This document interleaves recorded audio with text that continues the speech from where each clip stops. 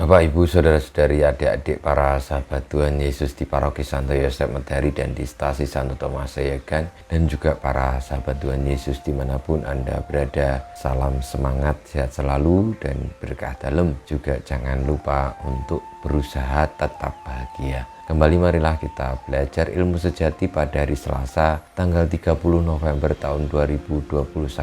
Bersama dengan gereja kita merayakan pesta Santo Andreas Rasul. Kita mengawali belajar ilmu sejati kita dengan berdoa. Dalam nama Bapa, Putra, dan Roh Kudus. Amin. Allah Bapa Maha Mulia, Santo Andreas Rasulmu telah menjadi pewarta dan pemimpin gerejamu. Kami mohon dengan rendah hati, semoga ia pun senantiasa mendoakan kami di hadapanmu. Dengan pengantaran Tuhan kami Yesus Kristus, Putramu, yang hidup dan berkuasa bersama Dikau dalam persatuan Roh Kudus, Allah sepanjang segala masa. Amin. Para sahabat Tuhan Yesus terkasih, kita akan belajar ilmu sejati dari Injil Yesus Kristus menurut Matius bab 4 ayat 18 sampai dengan 22. Pada suatu hari ketika Yesus sedang berjalan menyusur Danau Galilea, ia melihat dua orang bersaudara, yaitu Simon yang disebut Petrus dan Andreas saudaranya.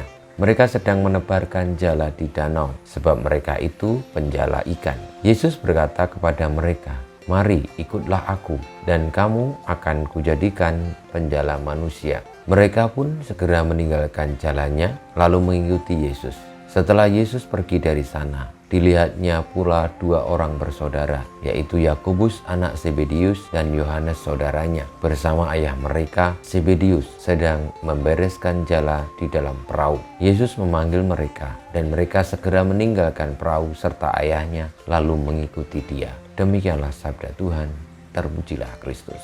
Para sahabat Tuhan Yesus yang terkasih, pada pesta Santo Andreas Rasul kita mendengarkan bacaan Injil tentang kisah panggilan Santo Petrus, Santo Andreas, Santo Yohanes, dan Santo Yakobus para rasul. Secara khusus memang yang diperingati, yang dirayakan pestanya adalah Santo Andreas. Andreas yang adalah seorang penjala ikan, setiap hari melakukan pekerjaannya yang sederhana namun sungguh-sungguh menjadi bagian dari dunia yang merawat sesama dan semesta, meskipun pekerjaannya adalah dengan mengambil ikan dari danau untuk dikonsumsi, untuk menjadi bahan makanan yang menguatkan, yang menjaga kelangsungan hidup manusia. Namun ketika ketemu dengan Tuhan Yesus dan Tuhan Yesus berkenan memanggil Petrus dan Andreas, ada hal yang baru yang akan dilakukan, diperjuangkan oleh mereka, yakni menjadi penjala manusia, tidak lagi menjadi penjala ikan. Dan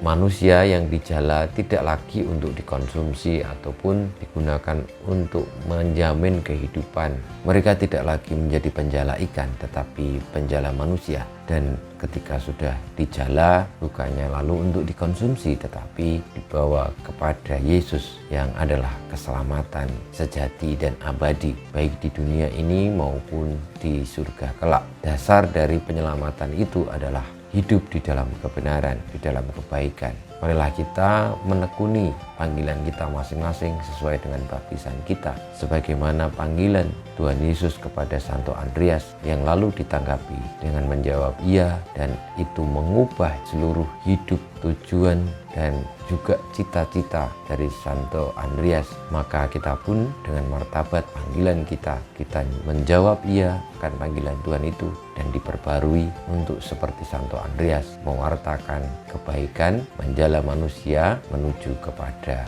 keselamatan, yakni Tuhan Yesus.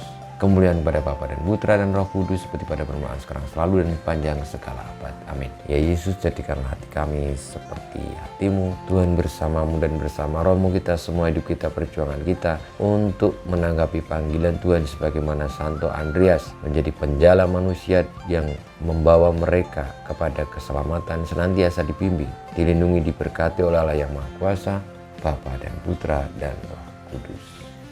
Amin.